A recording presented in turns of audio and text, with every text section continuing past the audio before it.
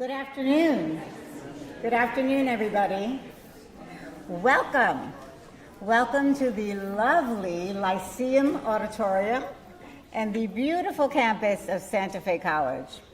If this is your first time here, I hope it will be the first of many visits because there is so much to see and do at Santa Fe. My name is Linda Musillo. I am a longtime employee of Santa Fe College.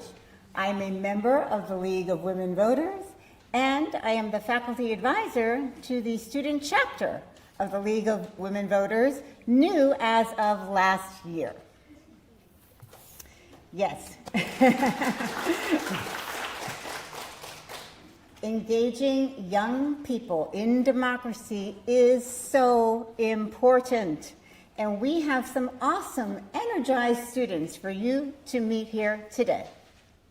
We are delighted that for the first time this forum, sponsored by the Bob Graham Center, the UF Hamilton Center, and the League of Women Voters of Alachua County in tandem with the student chapter, is being held here for the very first time at Santa Fe College.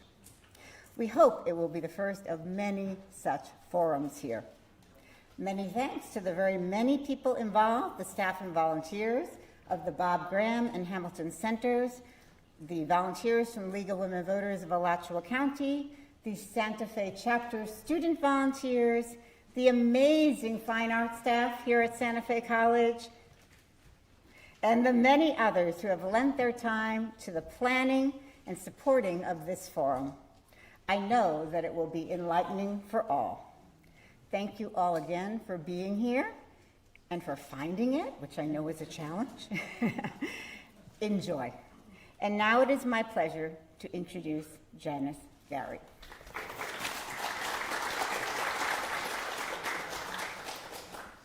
Welcome. I am so enormously pleased to be practicing democracy with you today. Thank you for coming. My name is Janice Gary, and I have the privilege of being the president of the League of Women Voters of Alachua County. Since its founding in 1920, the League has been a pillar of informing voters in this country. We are grateful to have the Bob Graham Center, the Hamilton Center, and Santa Fe College as our partners for this event. We are here today to learn. Today's forum will cover local and state candidates and issues. The leadership, referendums, and amendments that we cover are the matters that affect our daily lives the most. Candidates will be present on the stage. Information about ballot choices will be on the slides. And after the event, we can learn from discussions with each other and have the opportunity to speak with the candidates. Think of this as a multi-course feast of knowledge. Don't miss the dessert. In the breezeway, the League has a table full of handouts that you can take home. Each one has a QR code that will direct you to the League Vote411.org site, where you can pull up your customized ballot choices and information about the choices you will face. Dozens of League volunteers have worked for months to put this material together for you. Many bright minds and helpful hands have worked to create this forum. For each person, we are grateful. Thank you to each audience member, both here and at home, for attending. Let's begin. Rhonda Victor Sibilia is our moderator for the County Commission panel.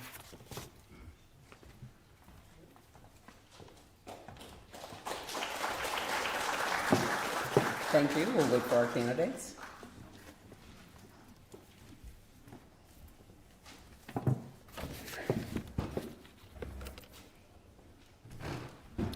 So, good afternoon. I am Rhonda Victor Sibilia, a relatively new member of the League of Women Voters, but I come to you with decades of experience in broadcast journalism and local government. It is my pleasure to be the moderator for county commission races. Alachua County Commissioners are elected for a 4-year term with no term limits. Seats are elected by the residents in that district. At the time of the election, candidates must live in the district they would represent, and both the districts, 1 and 3, represent the southwest regions of Alachua County. There are 2 candidates for County Commission District 1 seat who will appear on the general election ballot. They are Mary Alford, who is all the way to my left, your right, and Elizabeth Ann Dobler.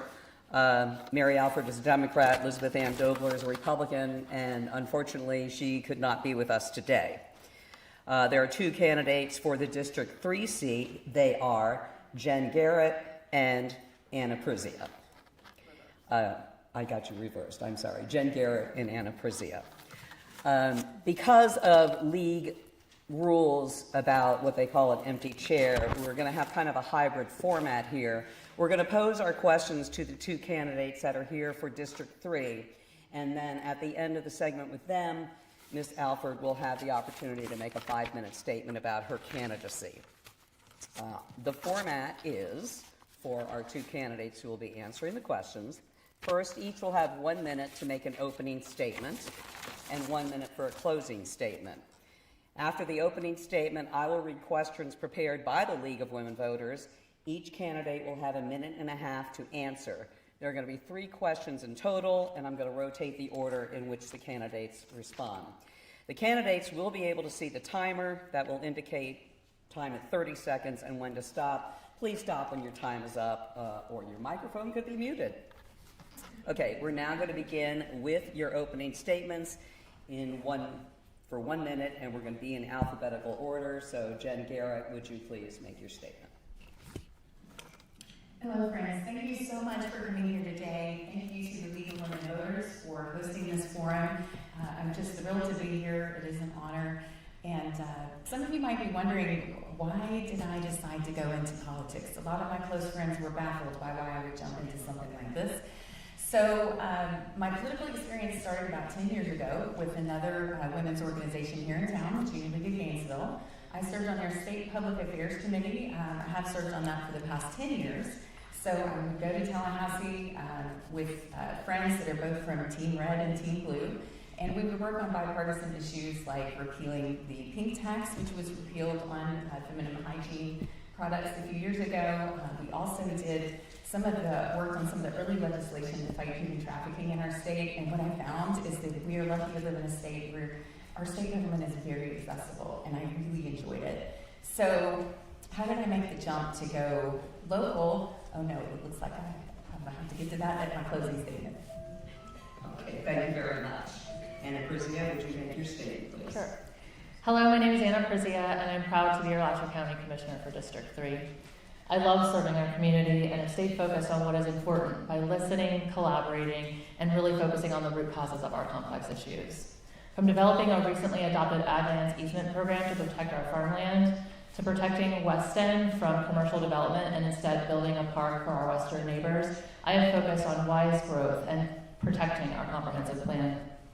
I have continued to work on ways we can expand protections for our water, our trees, and our natural resources, and I have also focused on infrastructure, expanding our budget from $3 million to $24 million a year for road maintenance and public safety upgrades. I have also focused on our social issues by expanding on commitments to things like a gun violence task force, free phone calls at the jail, and a clinic for Eastern Alachua County. If I'm reelected, I will continue to focus on those root causes and all the values that we all care about that make Alachua County great. Thank you. Thank you very much. For our first question, which has 2 parts, we will begin with Anna Prizia.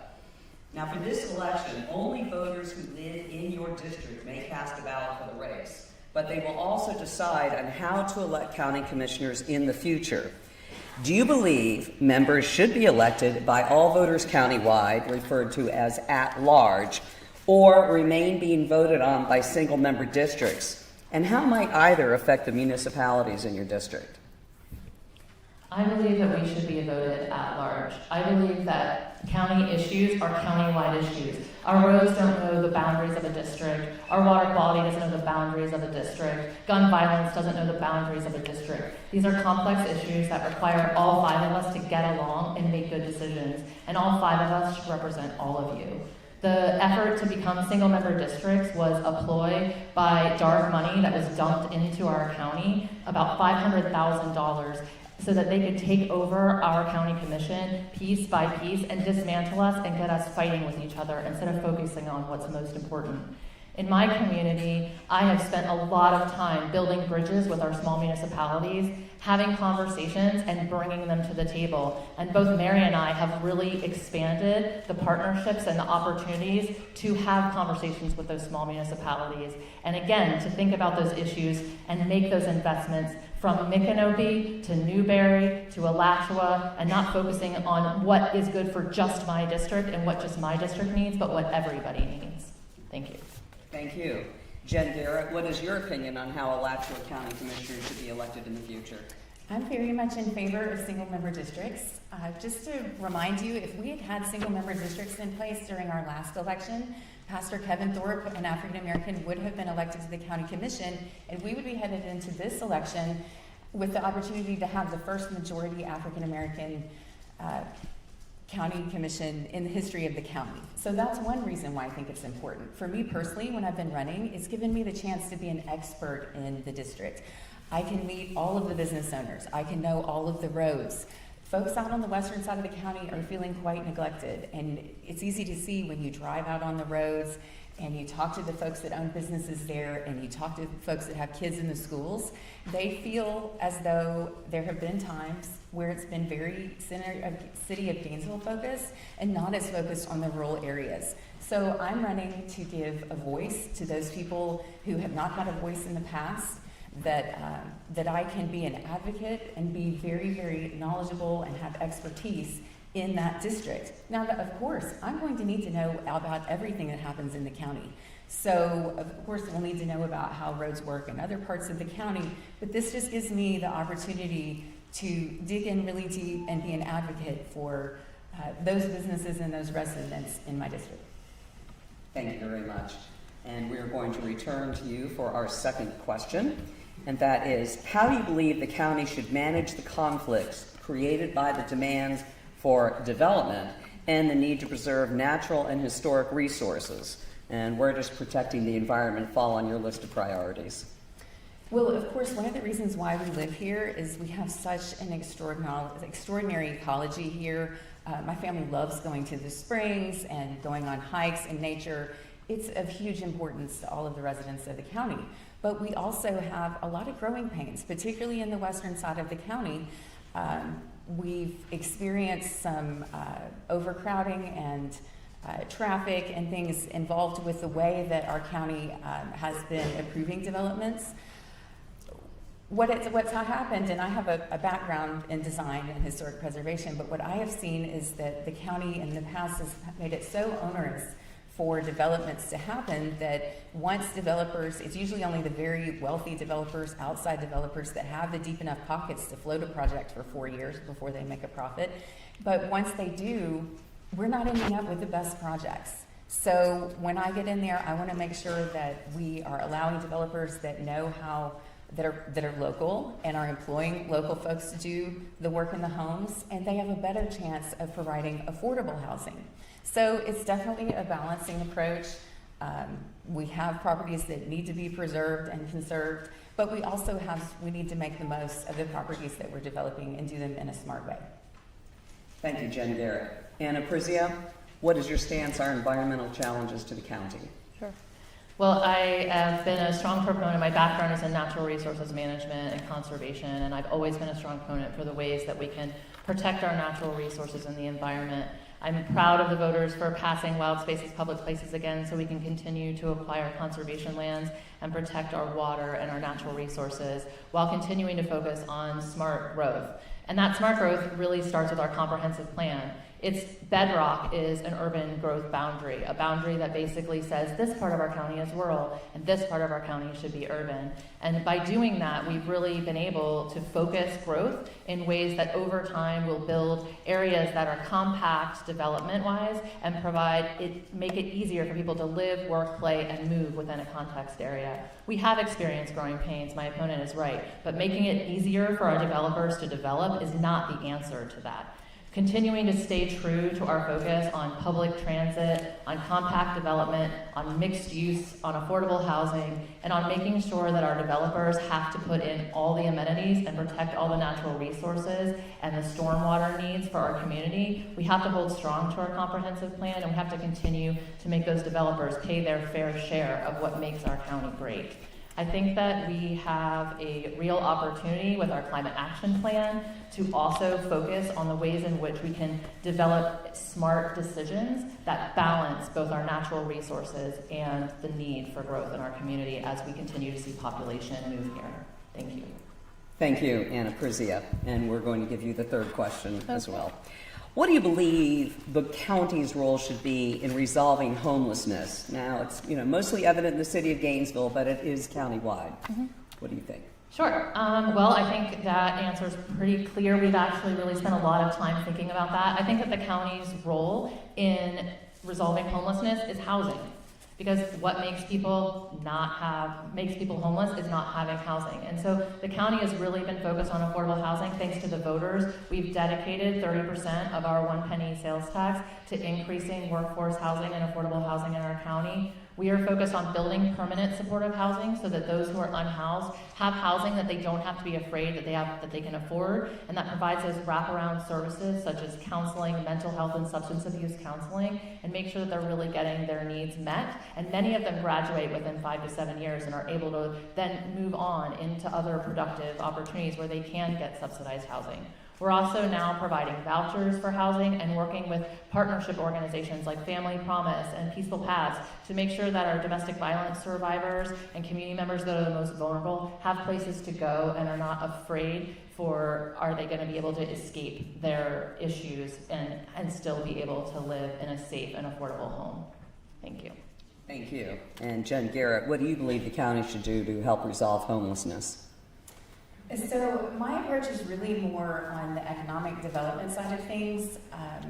What we have in our county is a lot of those very low-paying jobs, kind of on the lower scale of things, and then we have a lot of very high-paying jobs that require advanced degrees and a lot of education. What we don't have is that middle section there. It can be very challenging to find those jobs here, and that's the very jobs that we need that will help people get out of poverty. Our county has a 20.2% poverty rate. The state average is 12. That's not okay, and that is a huge part of why people can't afford a place to live. Now, I am interested in some of the housing efforts, but so far, the efforts that the County Commission has put forth have been very focused on that group of about less than 1,000 people that are individual persons that are homeless. I am a overnight host for Family Promise, which is a group that helps out homeless families. And I can tell you there's a huge number of people in our county that are homeless families that you're not going to see on the side of the road. They're sleeping in their vehicles, they're sleeping with friends' homes. And then all of those ones that even go up to where they're one flat tire away from losing their housing. So I really want to focus on those housing solutions and start putting our efforts towards that.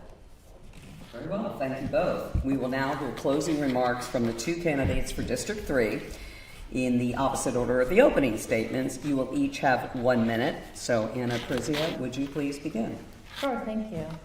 Well, I'm really pleased to be able to serve this county now, and if I am reelected, I will continue to serve and continue on the accomplishments that I've already started. And in this race, I have been endorsed as a gun sense candidate, vote pro-choice, ruthless, from the teachers, the GRU employees, and the labor unions, the fire rescue for Alachua County, and the Sierra Club. If you look at it from natural resources to labor to the gun sense and smart policies that are going to make sure that our community is safe, they've endorsed me as a candidate, and I hope that I can earn your vote too. Thank you. Thank you. And now we turn to Jen Garrett. 1 minute. Thank you again for coming this afternoon, taking time out of your busy day to be here. I wanted to let you know that I'm focused on getting back to the primary function of local government, focusing on infrastructure, fixing our roads, fixing our traffic, working to make sure that the sheriff has the resources he needs to make sure that all of our communities are safe. I don't know if any of you all came in on 83rd out here in front of Santa Fe. I know I did, and that road is absolutely atrocious. I don't really understand why our county commission would have such a gem as this Santa Fe College that we have here, which is extraordinary, not just in our community, but across the Southeast and the Eastern Seaboard. It's one of the best colleges in the Eastern United States. And then we don't take enough pride to fix the road in front of it. It is not supposed to get fixed until 2027. And I don't think the road will make it that long. I hope you'll vote for me on November 5th. Thank you, Jen Garrett and Anna Perzia. And again, we want to thank Mary Alford for coming here, and we are sorry that her opponent did not, but we are now going to give her 5 minutes to explain why she should be on the county commission.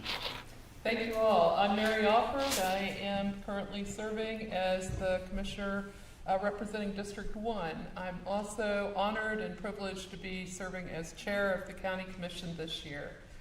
I'm from around here. I went to Santa Fe College. I went to the University of Florida.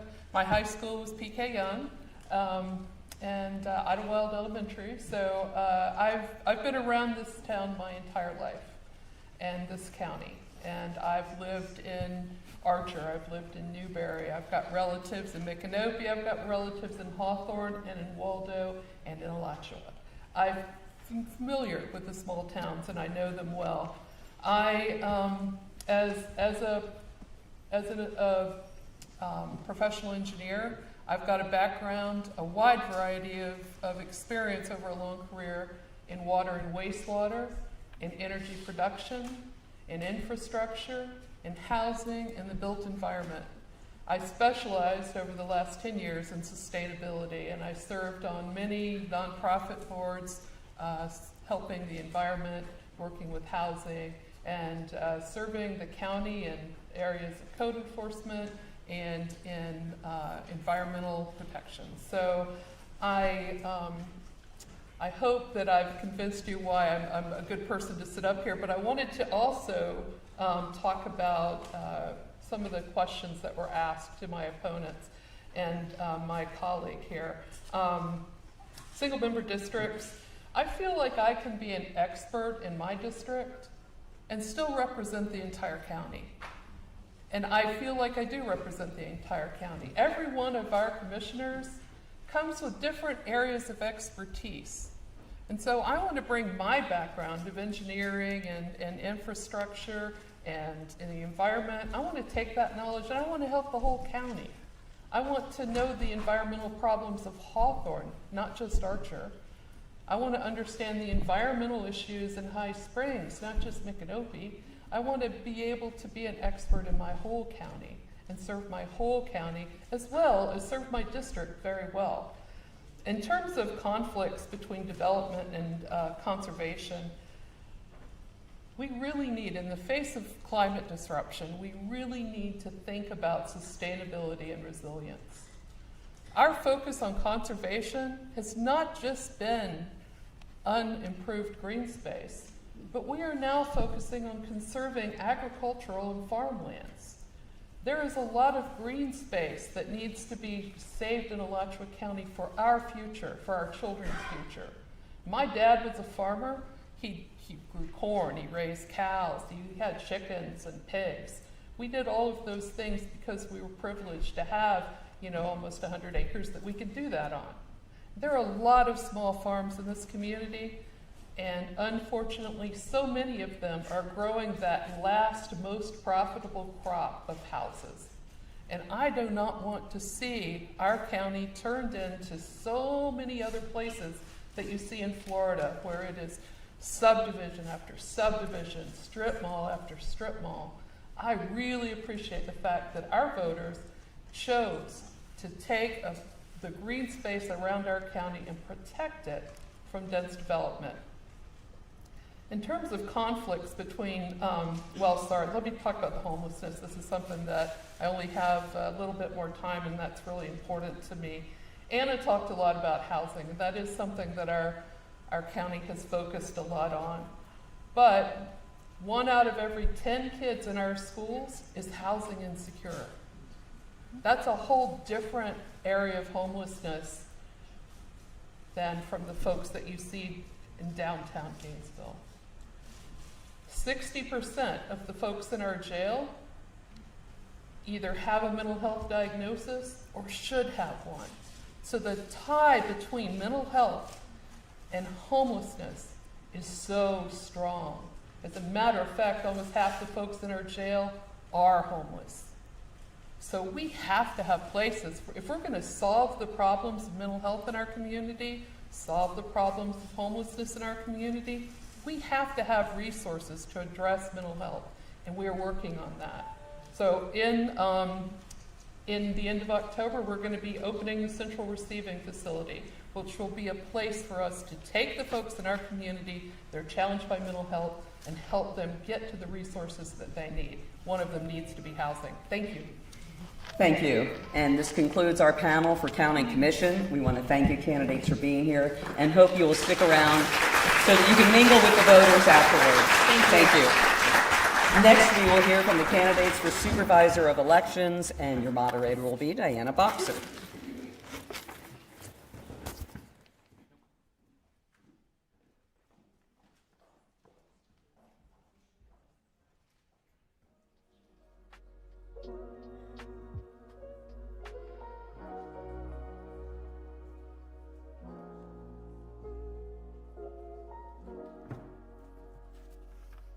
We'll wait for the candidates to show up. Also, I think we forgot to mention that we're going to be running information about the state and local questions that are going to appear on your ballot in between the panels, just to, as they come.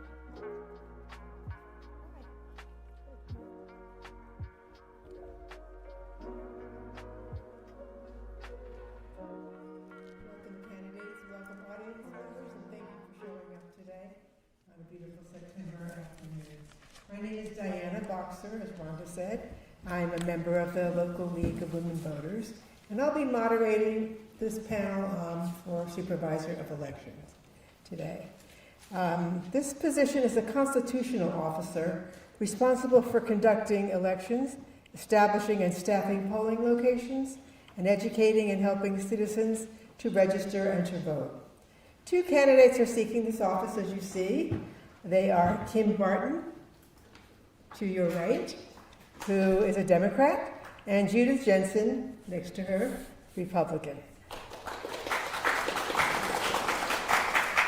We will follow the same format as the previous panel.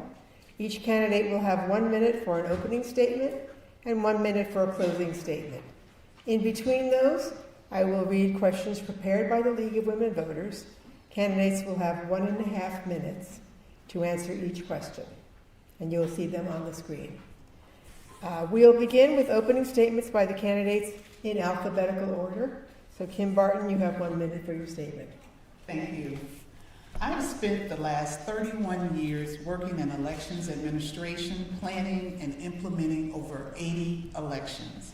As Supervisor of Elections, I have successfully conducted 9 federal, state, and countywide elections, including 4 recounts.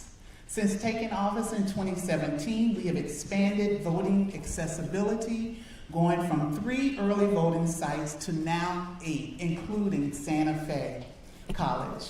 We've moved to electronic poll books at all precincts, replacing the 100-year-old practice of paper poll registers.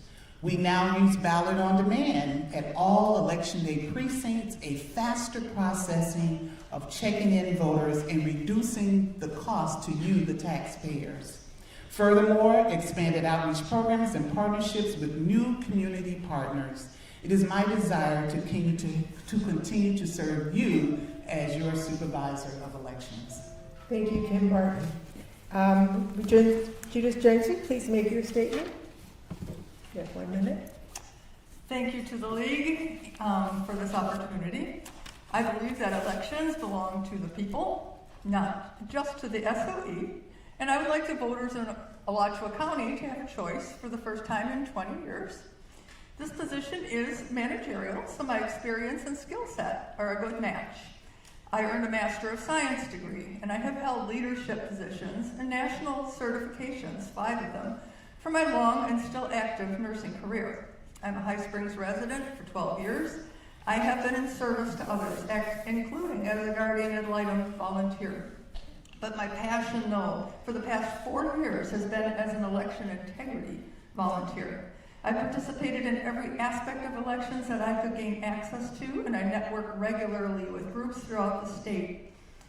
What's important to me are accurate voter rolls, making it hard to cheat and easy to vote, and transparency is mandatory. I will fulfill the SOE role with honesty and integrity. Thank you, Judith Jensen. We will now move on to our prepared questions. As I said, you'll have 1.5 minutes to answer each of them, and we'll alternate the order in which candidates would respond. So therefore, Judith Jensen, you will start. And the question is 2 parts.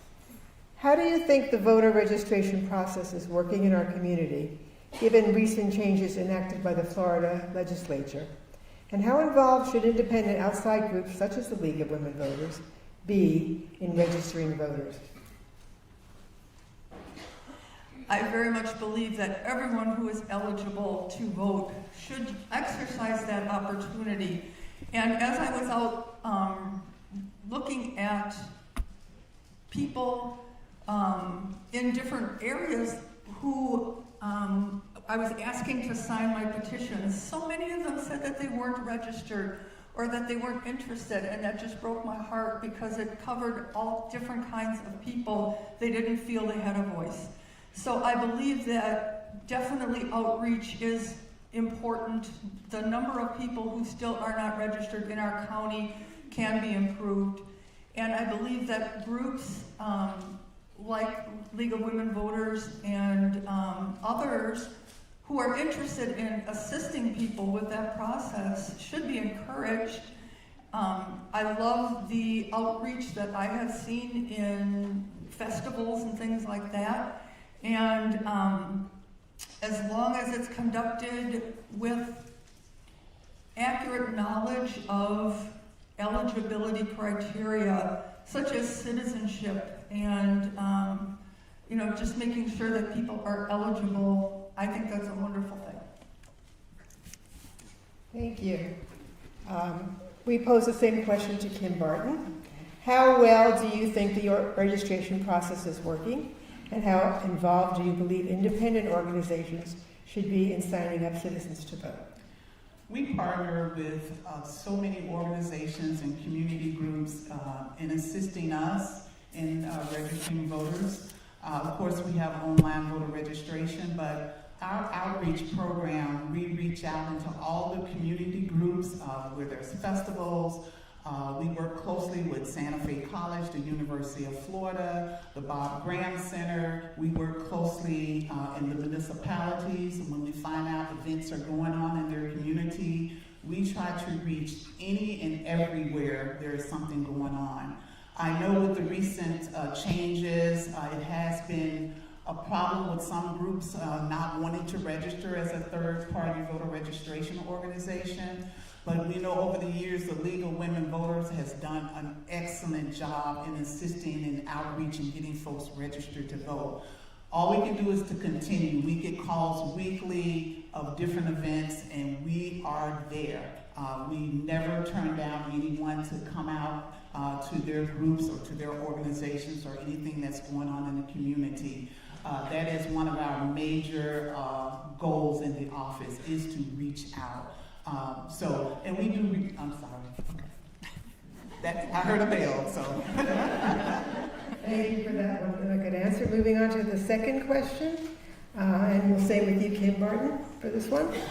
What do you believe the Supervisor of Election can do to improve public confidence in the voting and vote counting process?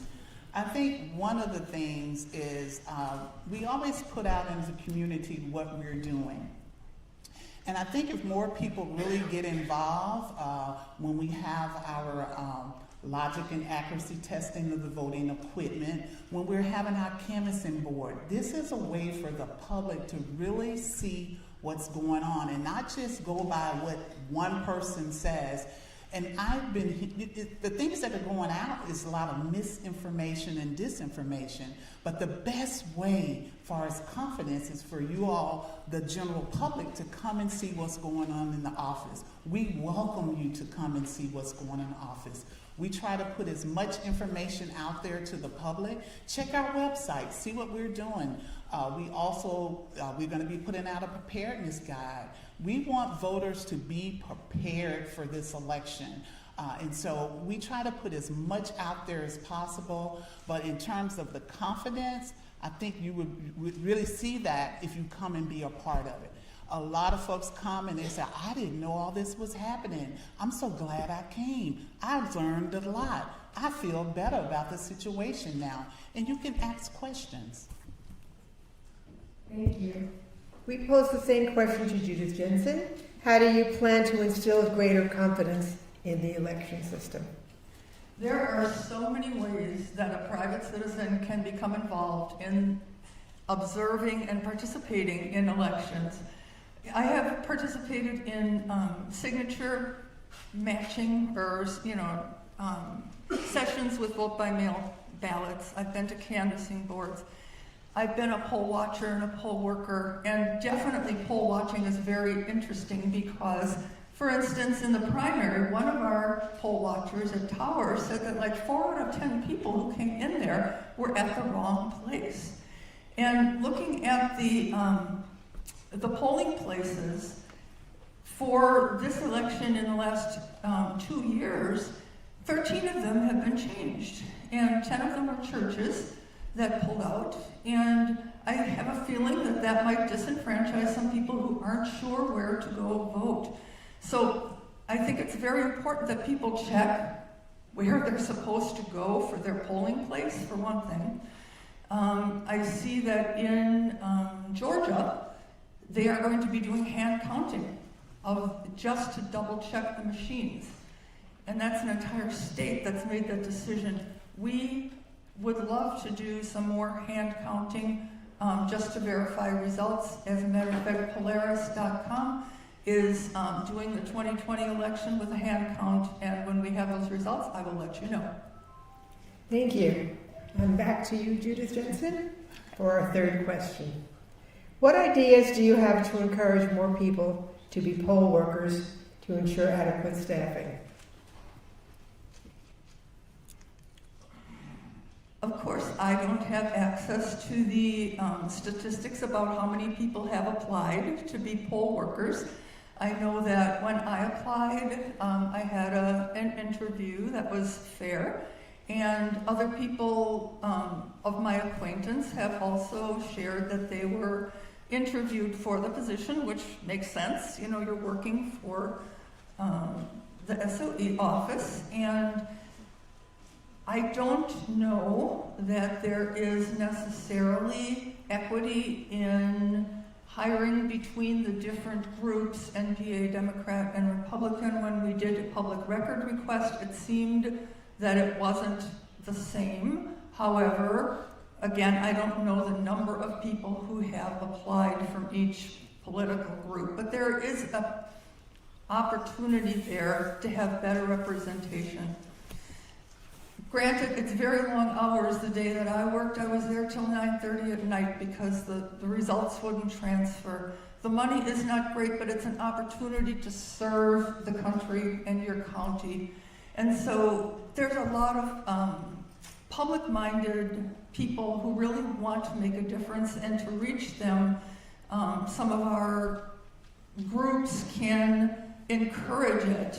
Some of our people were assigned to areas that they couldn't get to because it was just too far, and they couldn't be poll workers for that reason. So making sure that they can be in their area. I'm sorry. Thank you. Kim Barton, what are your plans to increase the number of qualified poll workers? First, I want to address something that was said. We do not, before we assign poll workers, we do not interview them. They have to come to training first, and we see how they do in training. So that's just an incorrect statement right there. I want to get that corrected.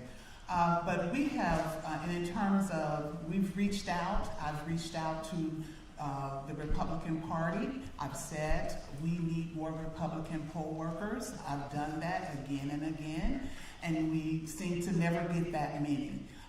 But we have to utilize those who follow through the process.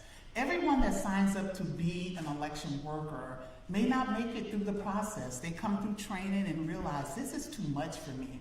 So we have to assign those who's going to show up. We go through training, and a lot of times people will call 2 days before and say, oh, I'm sorry, I'm not able to come. So we have to utilize those that have been trained, that show up, and so sometimes that takes it out of balance.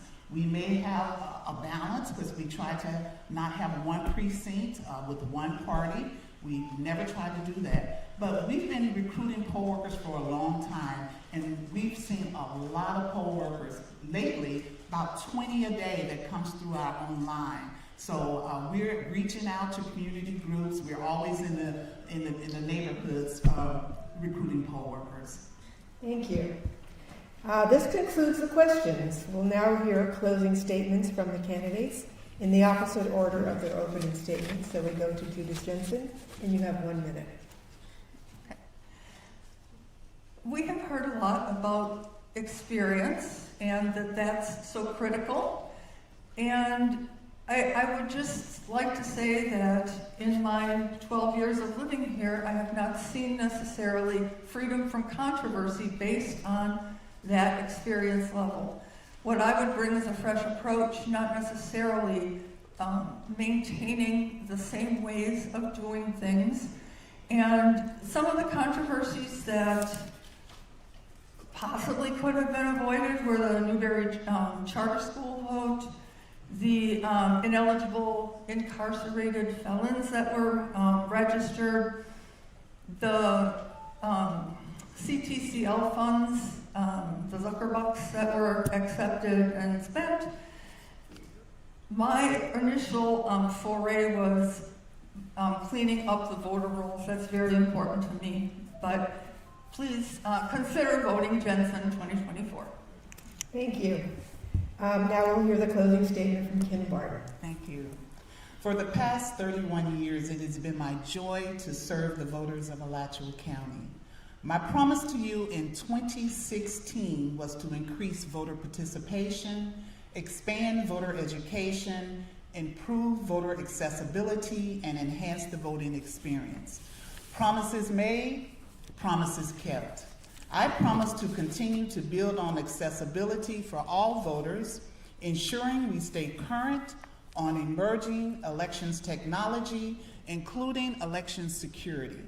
I promise to continue to enhance the voting experience, and I promise to continue to conduct fair, accurate, and impartial elections. Humbly, I am the most experienced and most qualified candidate for this job. On November 5th, vote for me, Kim A. Barton, your Supervisor of Elections. Thank you. Thank you, candidates. This concludes the panel for Supervisor of Elections, and next we will hear from the candidates for Alachua County Sheriff.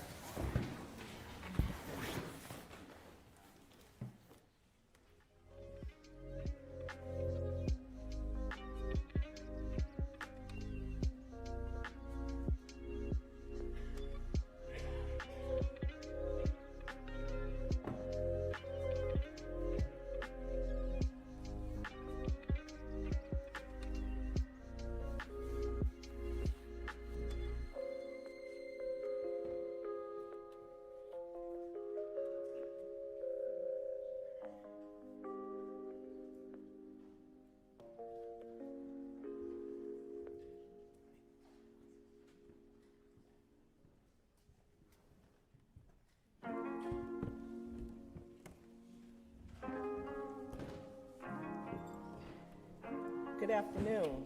I am Gwendolyn Sappho, the Vice President of the League of Women Voters. I will be the moderator today for the discussion by the candidates for sheriff. The Alachua County Sheriff's Office is responsible for law enforcement throughout the county, as well as overseeing jail operations. There are 3 candidates here seeking to head that agency. They are Emery Gainey, a Republican, Pamela Marsha Coons, with no party affiliation, and Chad Scott, a Democrat. The format of the forum will be as follows. Each candidate will have 1 minute for an opening statement and 1 minute for a closing statement. In between, I will read questions prepared by the League of Women Voters. Candidates will have 1.5 minutes to answer each question. You will be able to see the timer, which indicates the remaining time, and the stop. The first ding you'll hear means that there's a few seconds left for you to conclude. We will begin with opening statements in alphabetical order, and you will each have 1 minute. Emery Gainey, please make your opening statement. Well, good afternoon. First, thank the League of Women Voters for holding this forum. My name is Emery Gainey. I am the sheriff of Alachua County. Born here in Gainesville, I graduated Buchholz High School, here at Santa Fe College, and the University of Florida. Some of my public community service, I'm the chair of the District Board of Trustees here at Santa Fe College, a member and past chair of Special Olympics Florida since 2008. What I bring to you is 40 years of trusted leadership in law enforcement, 26 of which have been here at the Alachua County Sheriff's Office, where I also served as Chief Deputy. I served as Sheriff of Marion County when that sheriff was removed from office and successfully restored that agency. I have worked for 3 attorneys generals, serving as the law enforcement director and the chief of staff.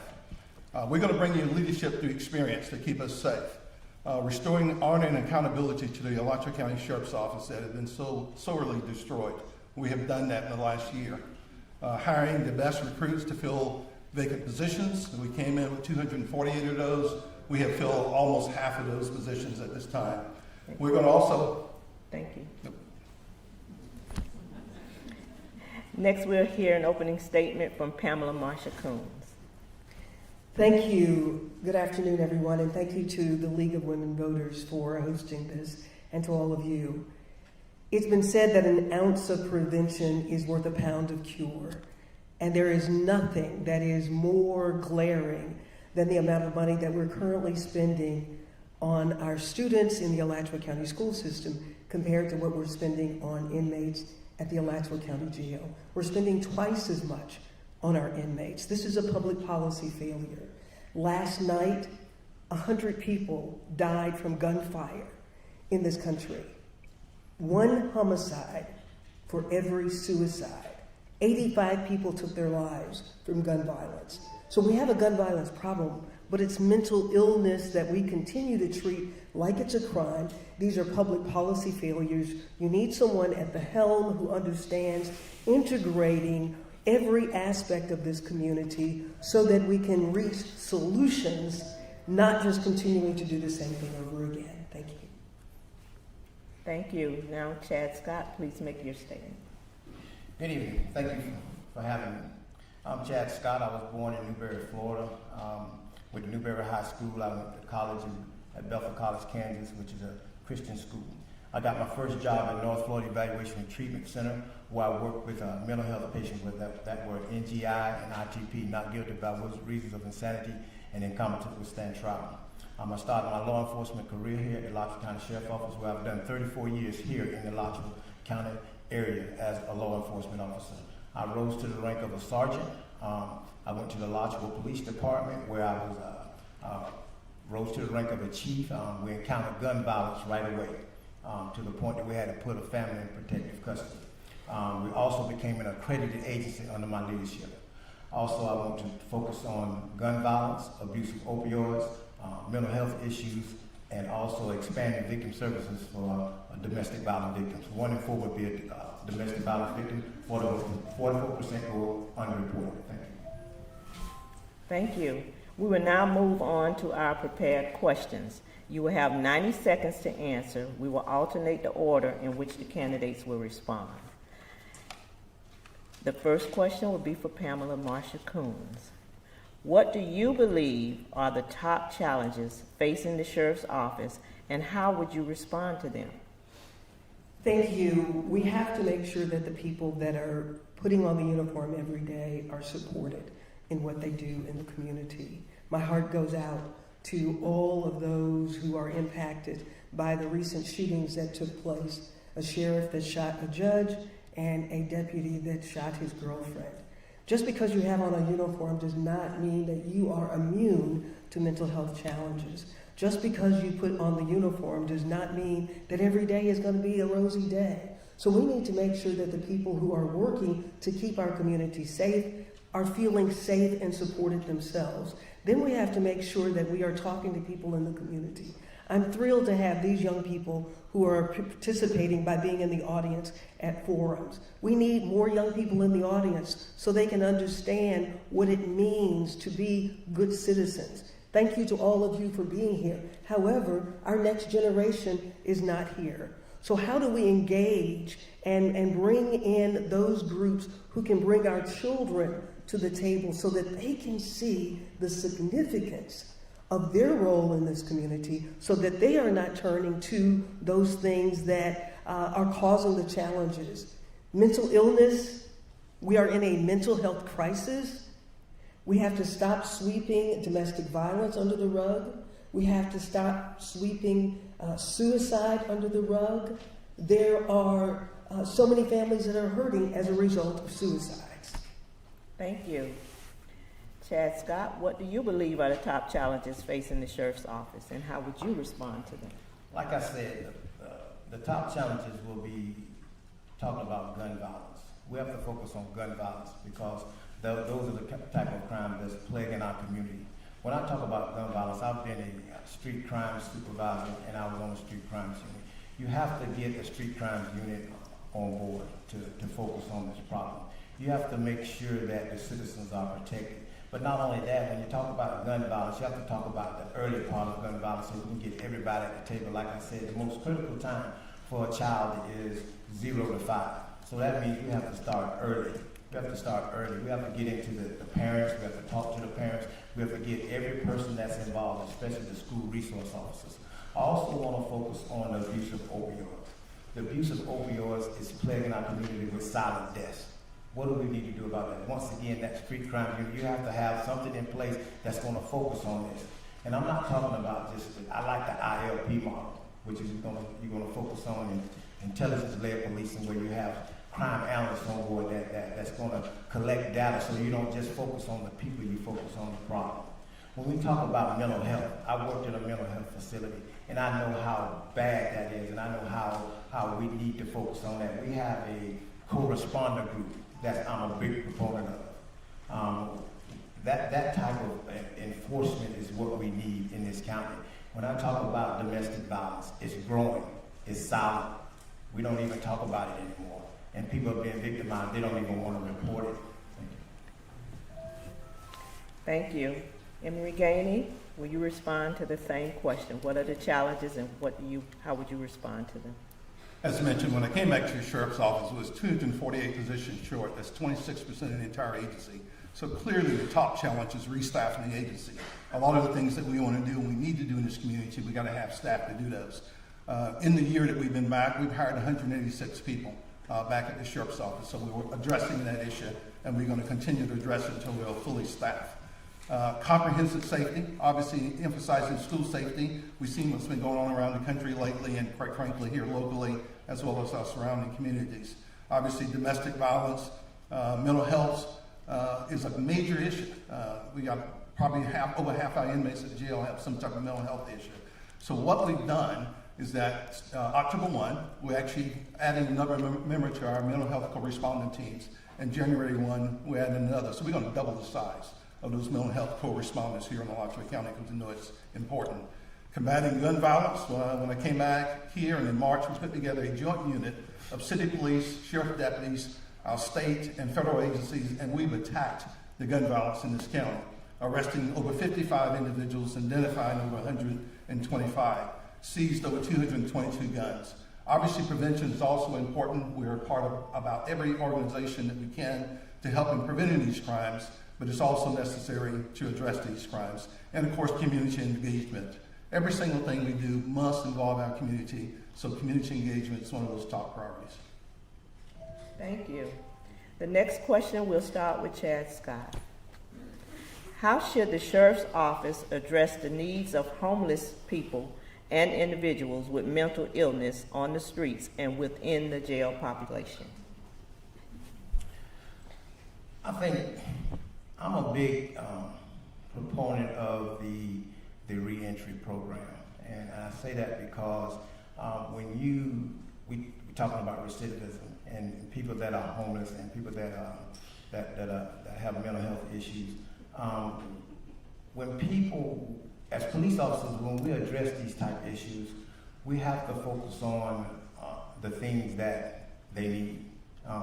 When you talk about a homeless person, you talk about a mental health, but most of the time it's going to be alcohol abuse or some type of drug abuse. So when you talk, we have to address it by giving them affordable housing,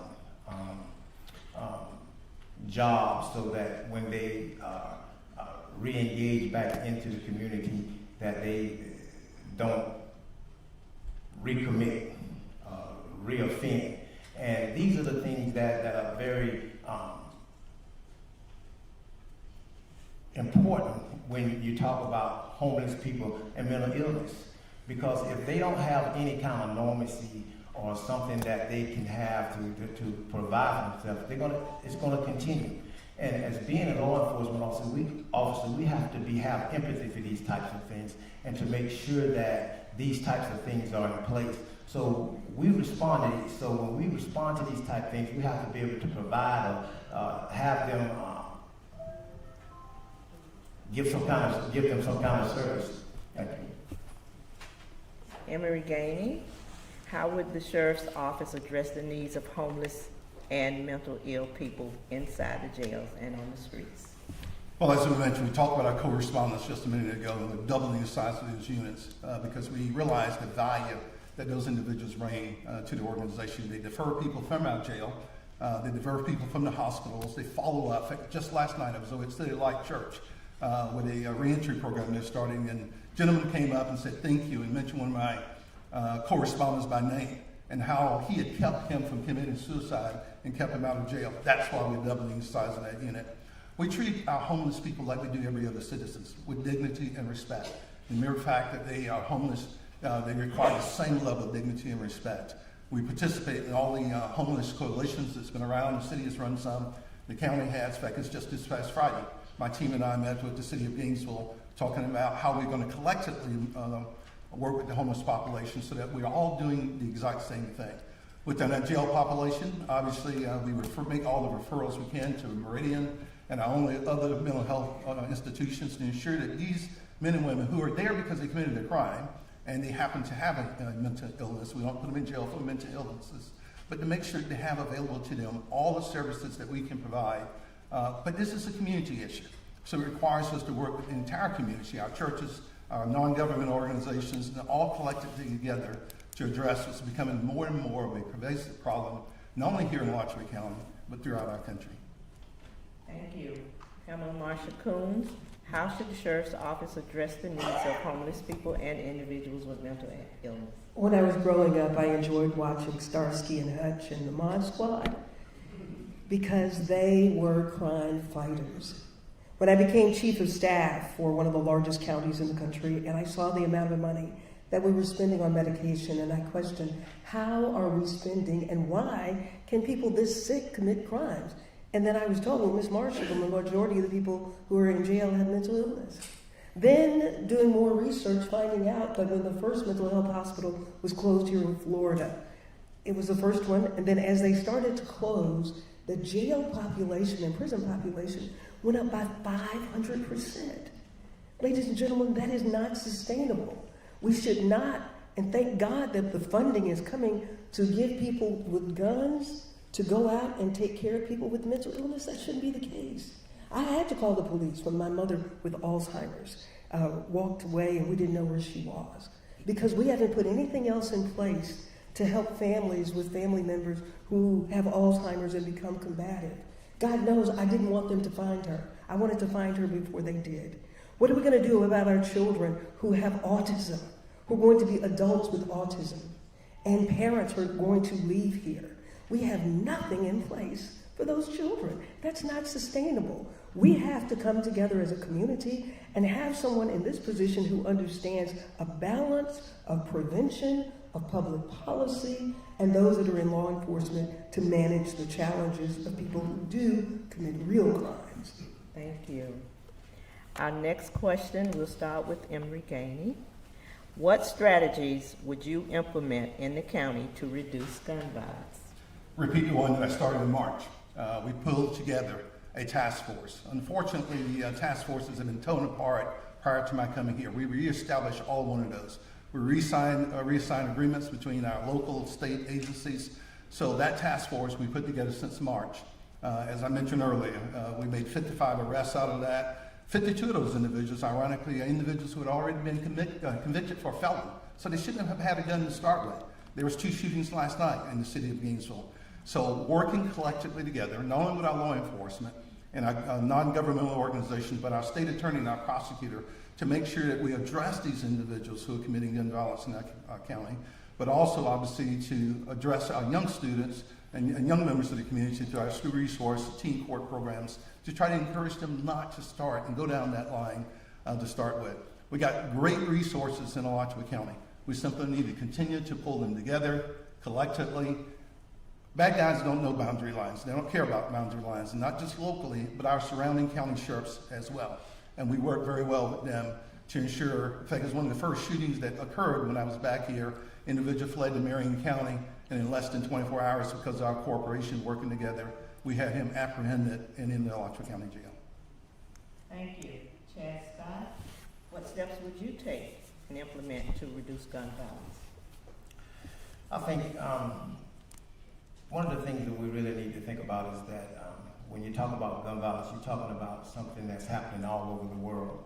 So I think it's a situation, like I said before, you have to focus on the thing that's causing it. And to me, I think working with, it's not just a law enforcement problem, it's a community problem as well. You have to focus on the mindset of these kids, and these kids are on these video games. So I think us working very closely with the community, working very closely with schools and counselors to find out what would be the best resource for this type of situation, because it's happening all over the world. So we got to change the mindset of these kids and people that are using guns. I mean, if you look at the guns, the things that they're doing, the kids are doing, they're playing video games that focuses on gun violence, Fortnite, Call of Duty, they shoot each other. So what are the kids are wanting to do today? They're talking about being influencers. Let's get back into the basics and talking with the parents and the counselors and the schools, and to get their mindset changed on where they're focusing on themselves rather than focusing on guns and injuring each other, because kids don't even talk about brawls anymore. They talk about guns, they talk about shooting. So I think it's an early intervention piece that's very paramount that we need to focus on. And that's going to be a community, not just a police problem, that's the community, and everybody being involved, as well as the clergy as well. Thank you. Thank you.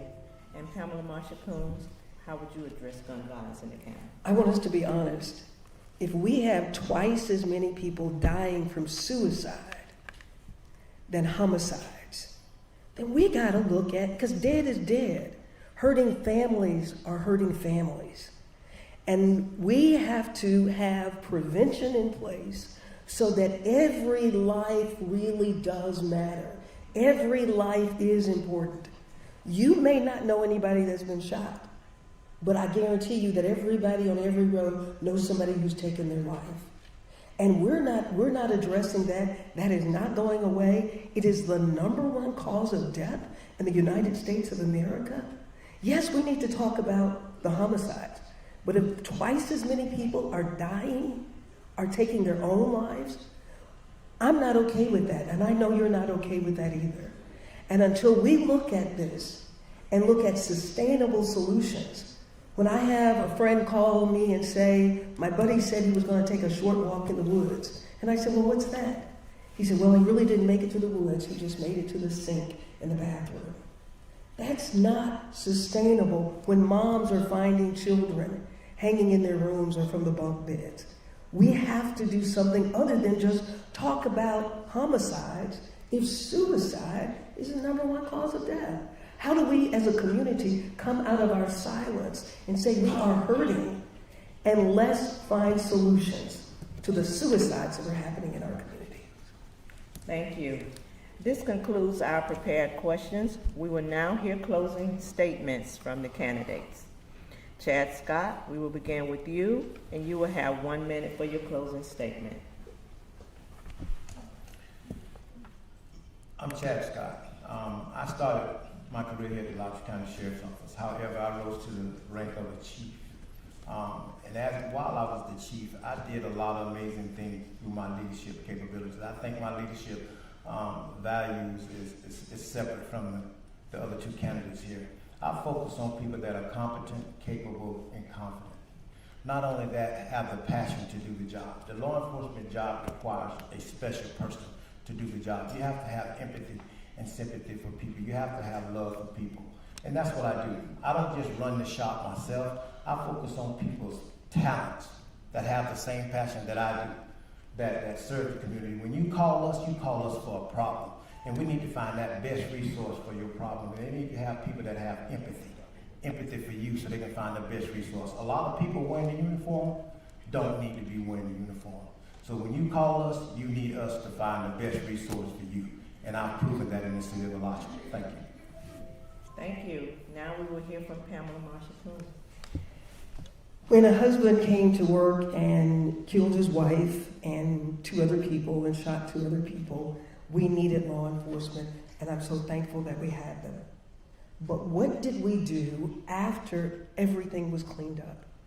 We did not have any meetings about how do we address prevention. And if we do not have a balance to this scale, then all we're going to keep doing is law enforcement will show up after it happens. My background in public policy and legislative affairs, and as a journalist, and as a mom of a Navy son who is battling trauma from the military and being in and out of jail, I bring to this position compassion and the kind of leadership that will help us bring everybody to the table, and we need you. We can't handcuff ourselves out of this challenge because we've already been doing it for years, and gun violence is now a public health crisis. Thank you very much. Thank you. Emery Gainey will now provide his statement. We've been doing prevention at Alachua County Sheriff's Office when I started in the early 80s, and we continue to do that. I mentioned Teen Court, which divert young individuals with misdemeanor crimes away from the court system. Very, very highly successful program. We continue to do those. I continue engagement with our community. I continue combating violent crime. Our staffing and recruitment that I talked about. But let me be clear in these last 30 seconds. We're an agency when fully staffed of 930 people. There's 908 inmates sitting in my jail today. And we'll be managing $126 million of your tax dollars. I have been a law enforcement officer. I've been a street officer. I've been a senior administrator. What we need as sheriff is a law enforcement administrator. I don't do law enforcement work now. I administer a very large agency. We hire qualified men and women, qualified leaders to manage those and run those. I have that experience. I proved it at the Attorney General's office. I proved it by correcting the problems at the Marion County Sheriff's Office, and I proved it here in the last year. I'm Emery Gainey. I hope you consider me when you vote. Thank you all.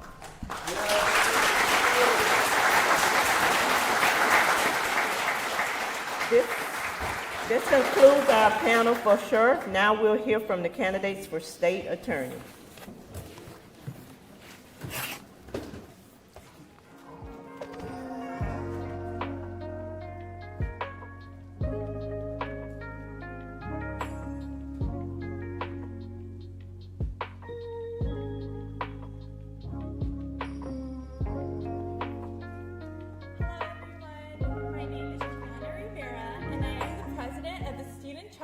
Of the League of Women Voters at Santa Fe College. The 8th Judicial Circuit serves Alachua, Baker, Bradford, Union, Levy, and Gilchrist counties.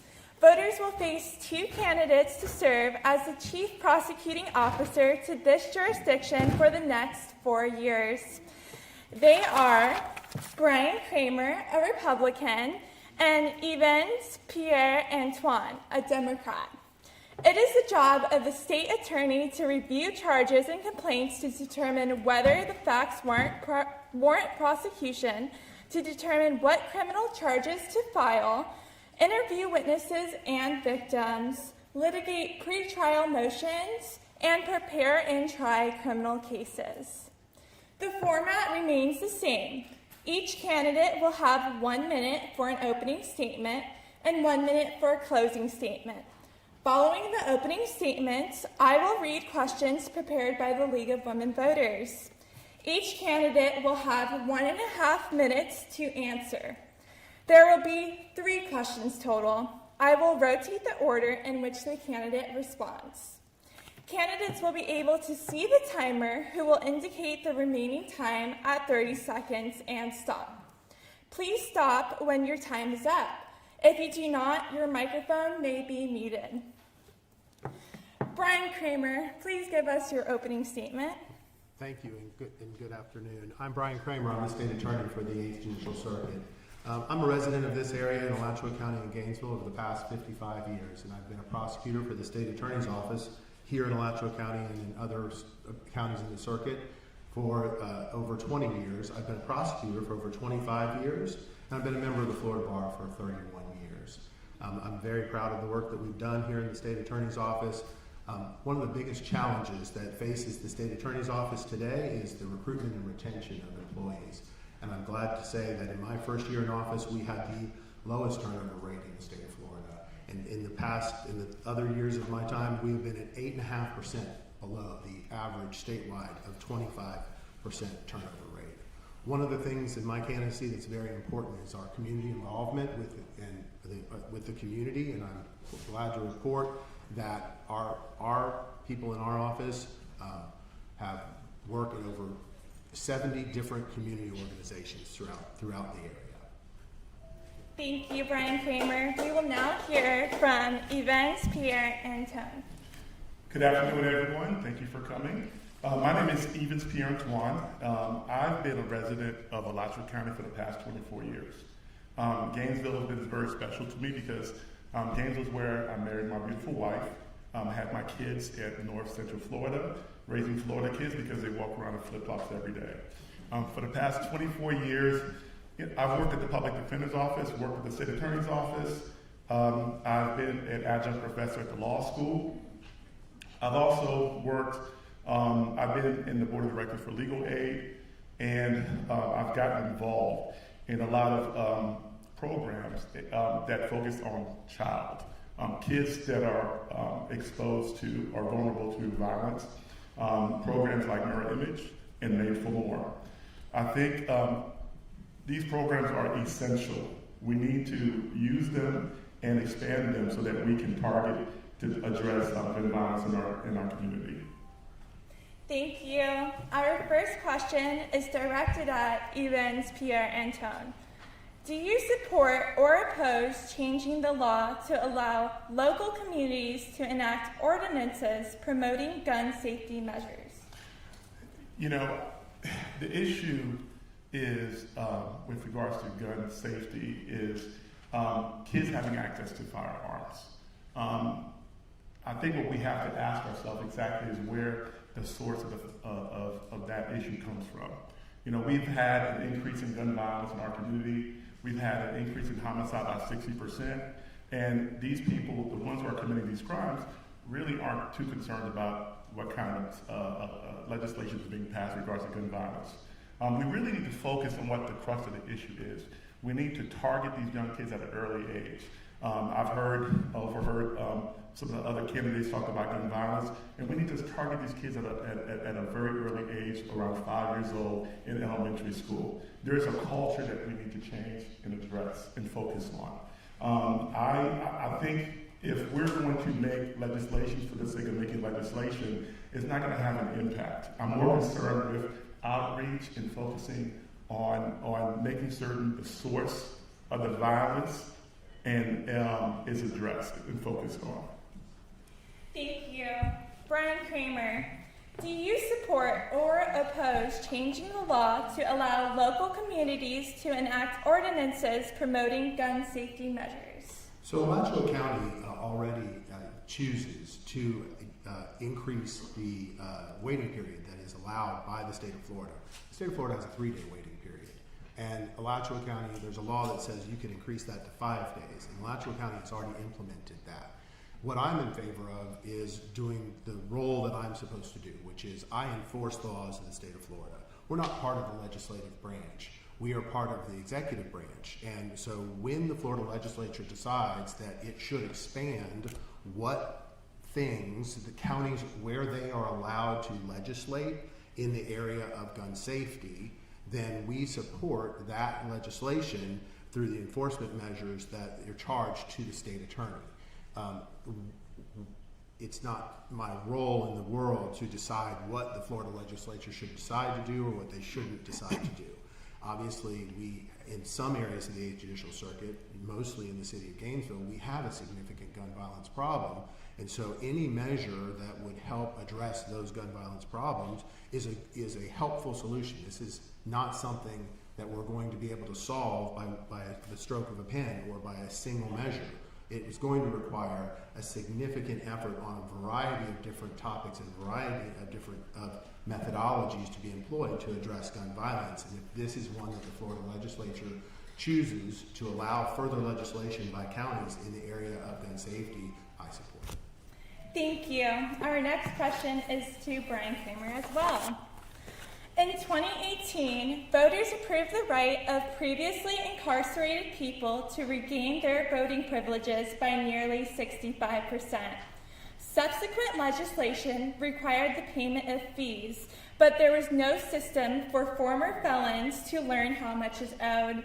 How would you improve the system to make the voter registration process easier for returning citizens? Thank you for this question. I've already done this. So what I came up with, and this is the only program in the state of Florida, is I came up with a program that we call the V8 program, or the Vote 8 program. And what we do is that we, on my website, have a way for anyone who is in this situation, they're a convicted felon, and they don't know whether or not their rights have been restored.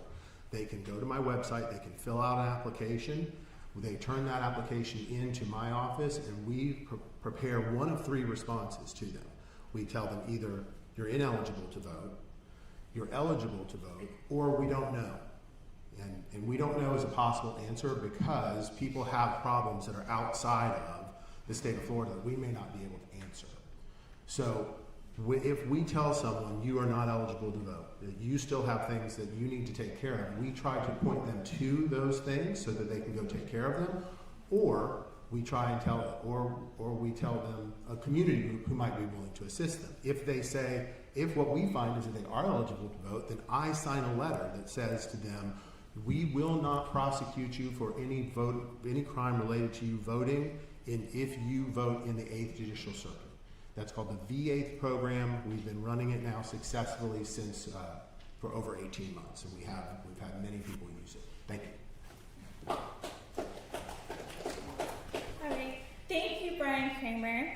Evans, Pierre, and Tone, what is your response to the issues regarding restoring voting rights for former felons? I think it's important that we expand the program that Brian's talking about with regards to different community organizers and different community programs. There are legal aid, for example, can be instrumental in spreading information about people's qualifications, et cetera, so that people are fully aware of what's going on. I think it's important that that people do not get prosecuted for voting when they're told that they do qualify. I know that was something that happened in the past, and that's something I'm very concerned about, and we want to make certain that doesn't happen in the future. Thank you. Thank you very much, Evans, Pierre, and Tone. Back to you again.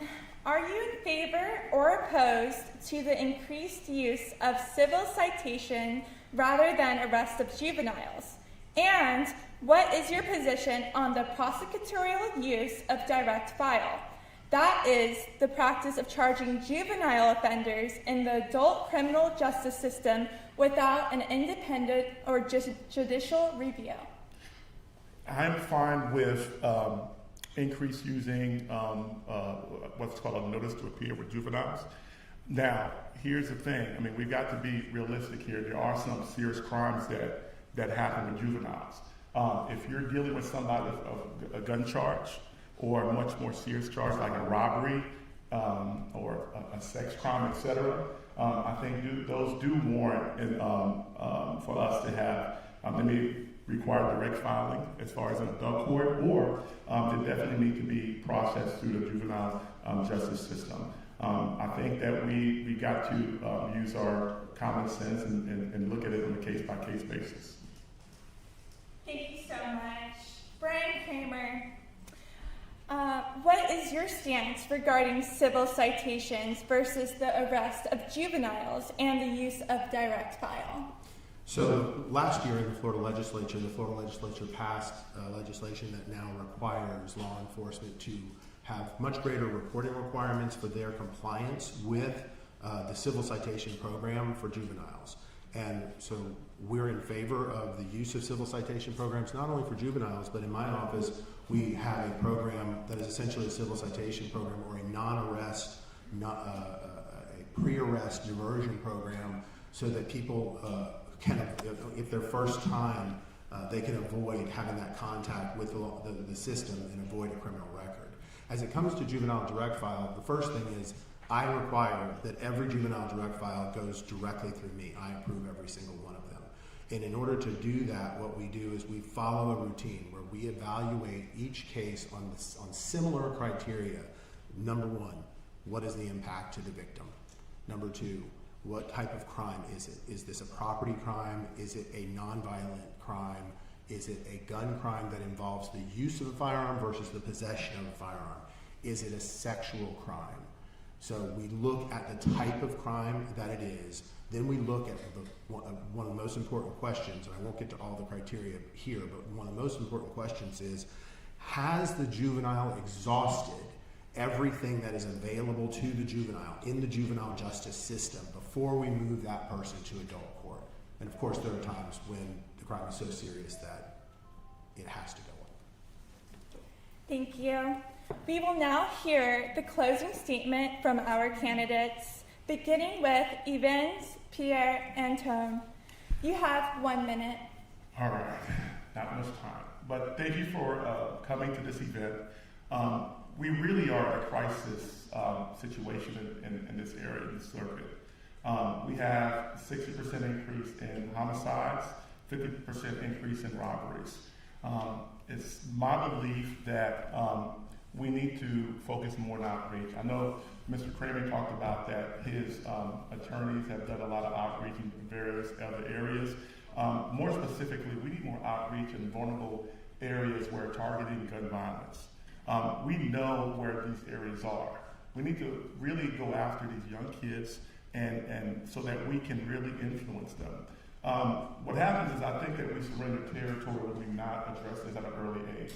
You got leaders who are professional criminals, they're recruiting these kids at a young age, and then we're waiting for them to be 15 years old to actually address the issue.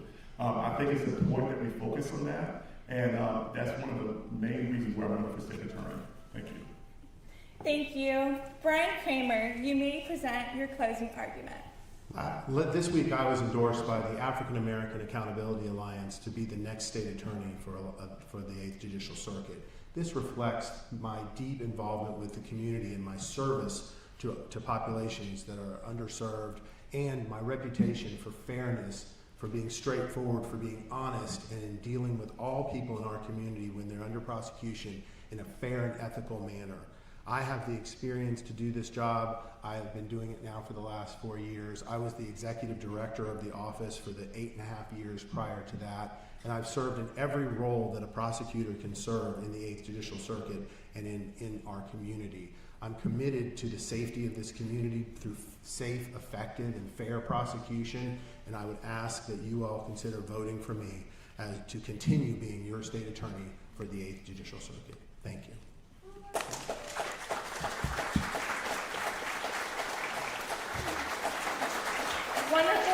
to both candidates. That concludes the forum for State Attorney. We'll next hear from the candidates for Florida House.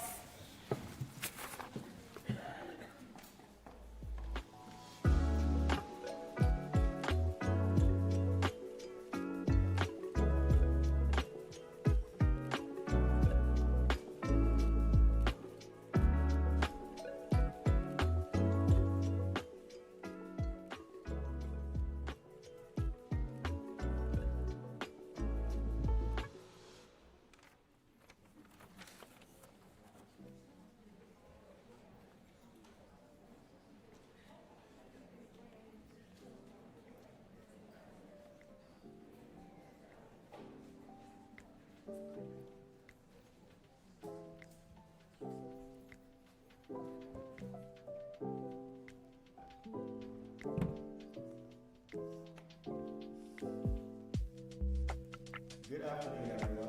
My name is Kevin Savoy, and I am the Blue Beta Kappa President at Santa Fe College. Today, I will be moderating for the Florida State House of Representative Districts 10 and 22 panels. State representatives are elected for a 2-year term that may serve up to 4 terms. Candidates must live in the district they represent. For State House District 22, which represents the southwest section of Alachua County,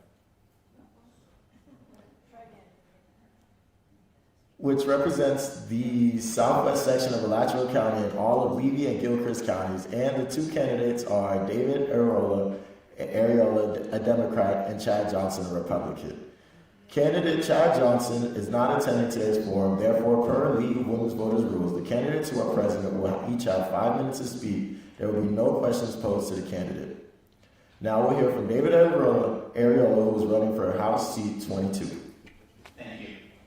Thanks for hosting me. My name is David Arreola, but if you can't roll the R, you can just say Arreola, that's fine.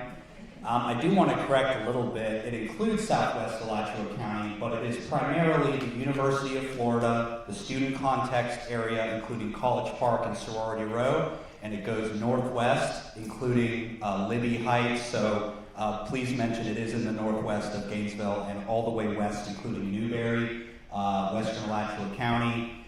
So it is a very large portion. In fact, 2/3 of the voters in this district are in Alachua County.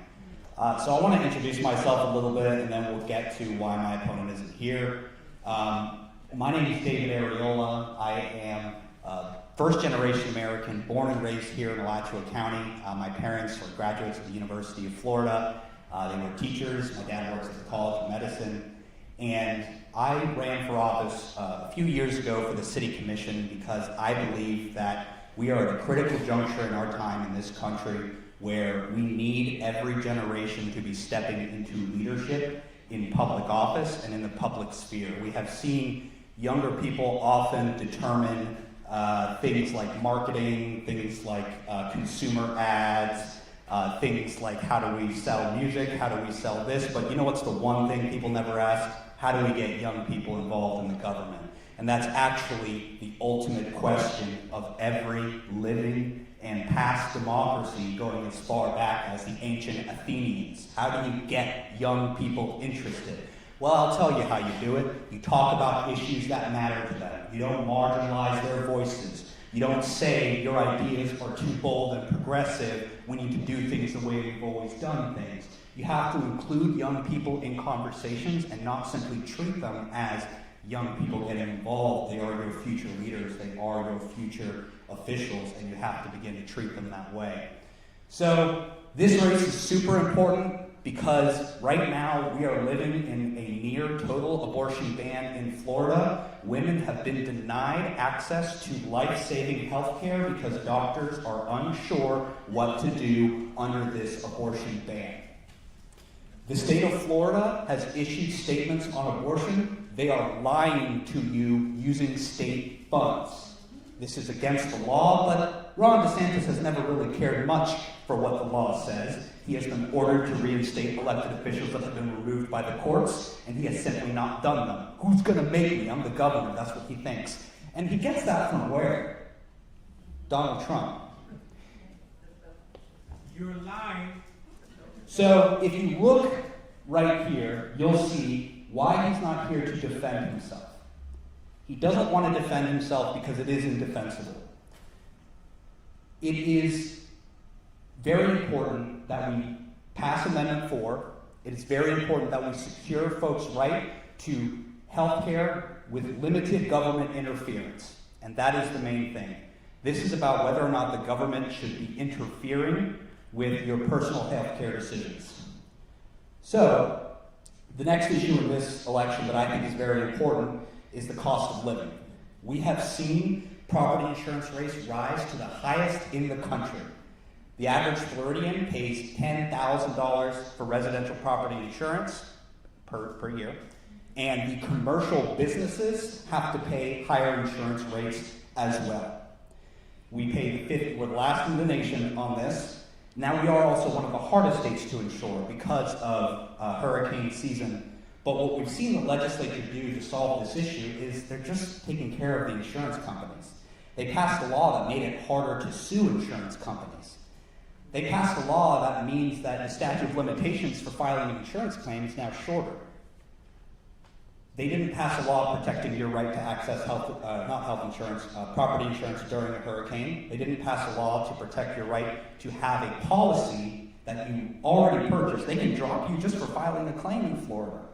And so what we have to do is we have to address consumer solutions. Now, I've only got about 30 seconds left, and I've taken enough time to harp on my opponent. I do appreciate the folks who did take the time to show up, not just this forum, but the last forum. But I want to be very clear, the stakes of this election have never been higher.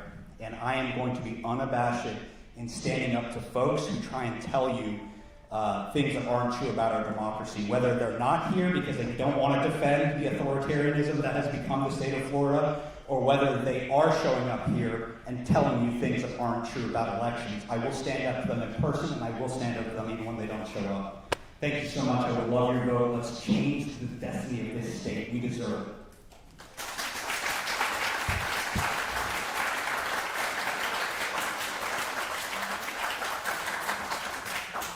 Thank you, Mr. Arola. I'll be practicing rolling my R's.